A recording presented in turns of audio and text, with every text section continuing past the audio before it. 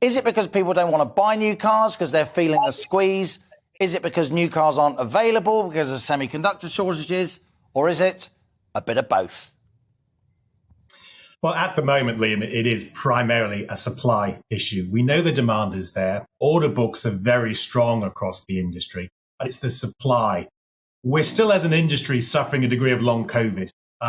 The pandemic, which has hit Asia, perhaps after Europe, caused a lot of the semiconductor manufacturers to close down. And so the supply into the industry was curtailed. That's led to all sorts of turbulence in the industry and problems getting back to normal levels of production. We do expect this to continue, certainly over this year, but it will ease as the year goes on. But certainly the order books are strong. It is just primarily a supply chain issue at the moment. James Baggott, you eat, sleep and breathe the car industry, of course, editing, as you do, Car Dealer magazine. How acute is this shortage? How long are people having to wait for their new cars? Well, it depends really what manufacturer and which car dealership you go into, but I mean, the problem is very real.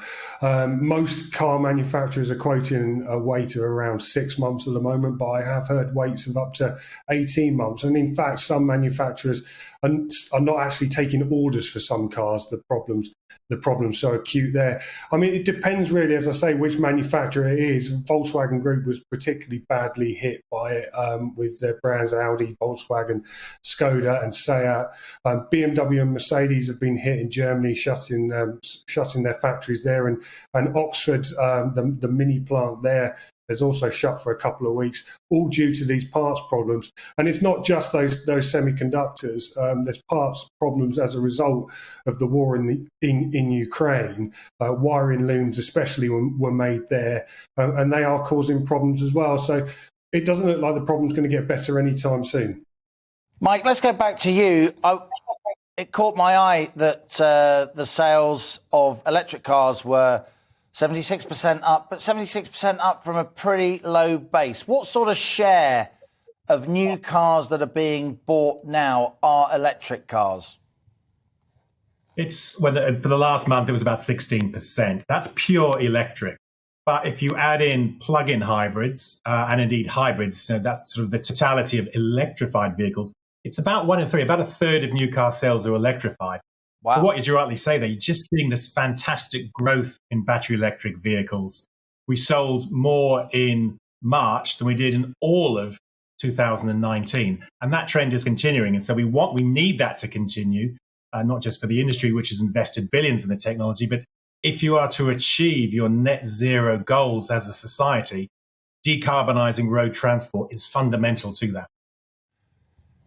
James, we've obviously got this big spike in electric car sales. It's going to rise. There's a proposal by government to basically ban sales of new cars unless they're electric by 2030. So new petrol and diesel cars won't be around. What do you and your readers think of the state of the charging infrastructure at the moment? Obviously, there's not enough. Obviously, it's being rolled out. But how widespread is what we call in the car trade range anxiety? Concern basically you're going to run out of charge and have nowhere to plug in. Look, well, I mean, I'm running an electric car at the moment and writing about it regularly, and I've had a number of problems charging it when it comes to public charging points.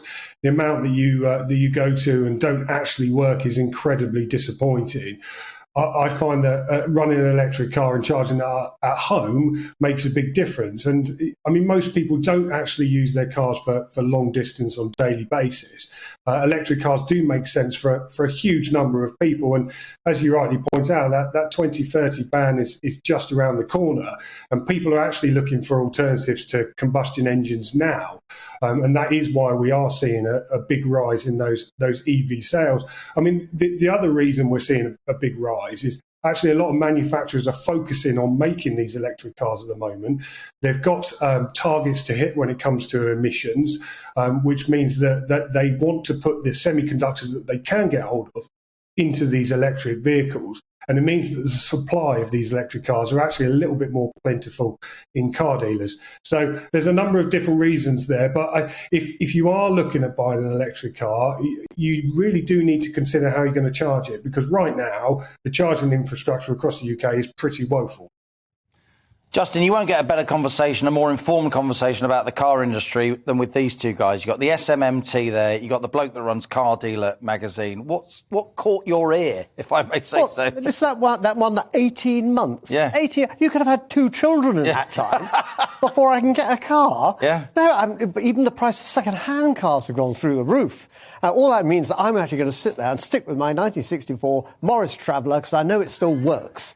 And I can't change that. But Has it got sort of wooden panelling? It's got wooden panelling. It's even got grass growing out of it. Has it got those indicators that sort of flip out at the side? I know it's not. I'm not that old. I know I look it. It's not quite that old.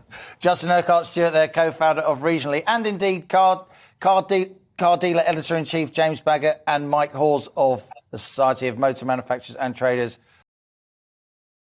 Welcome to the GB News YouTube channel. You can watch us live 24 hours a day, catch up on your favourite shows, and join in the conversation in the comments below. Don't forget to subscribe and you'll never miss any of our exclusive content.